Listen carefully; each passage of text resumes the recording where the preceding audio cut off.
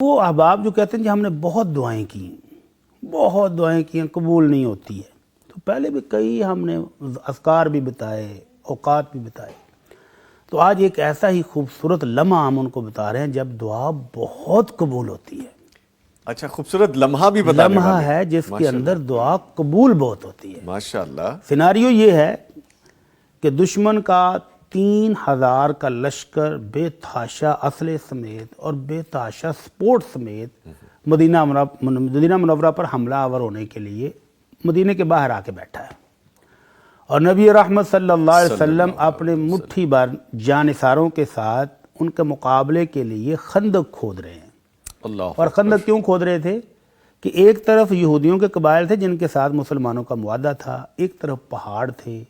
ایک طرف مدینہ کی اپنی آبادی تھی، تو ایک سائیڈ جہاں سے حملہ ہونے کا زیادہ چانس تھا،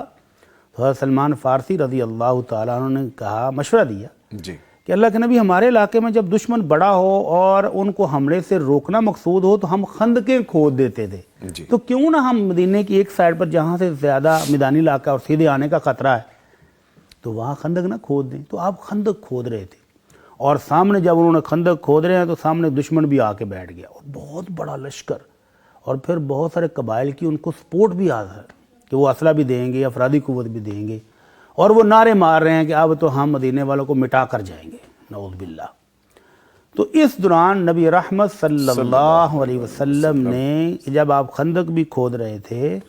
تو وہاں آپ نے ایک چھوٹی سی مسجد، اس کو کہتے ہیں مسجد الفتح، کہ آپ نے وہ جہاں نماز پڑھی نا وہیں پر ایک بعد میں مسجد بنا دی گئی،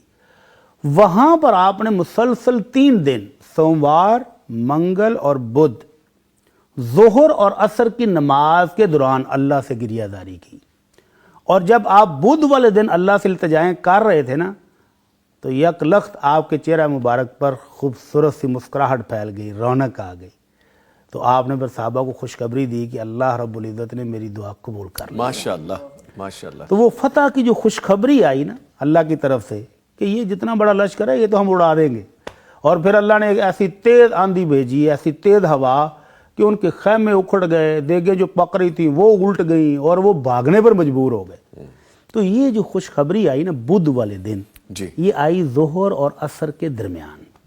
اچھا، تو حضرت جابر رضی اللہ تعالیٰ عنہ جو اللہ کے نبی کے بہت جانثار ہیں، وہ کہتے ہیں جب بھی زندگی میں کوئی بھی مشکل مرحلہ آیا تو میں بدھ والے دن ظہر اور عصر کے درمیان دعا کرتا ہوں تو میری دعا قبول ہو جاتی ہے۔ ماشاءاللہ ماشاءاللہ۔ تو اس سے علماء کرام نے یہ نقطہ نکالا ہے کہ یہ قبولیت کا وقت ہے۔ جس بندے کو شکوہ ہو کہ بڑی دعائیں کر لی ہیں تو وہ ذرا لگائے نا 3 دن، سوموار، منگل اور بدھ، اور اگر سوموار منگل نہیں تو بدھ کو ظہر کی نماز پڑھ کے مسجد میں بیٹھ جائے، نفل پڑھے، قرآن پڑھے اور ساتھ اپنے رب سے دعائیں کرے، تو مشکل سے مشکل مرحلے میں اس کو اللہ کی طرف سے خوشخبری ملے گی۔ اللہ اکبر، اللہ اکبر، تو یہ وہ ماشاءاللہ۔ خوبصورت لمحہ ہے جس میں دعا قبول ہوئی آمنہ کے لال صلی اللہ علیہ وسلم کی، تو امتیوں کو بھی اس پر امید لمحے میں دعا کر لینی چاہیے۔ سبحان اللہ۔ اللہ ہمیں بھی توفیق عطا فرمائے۔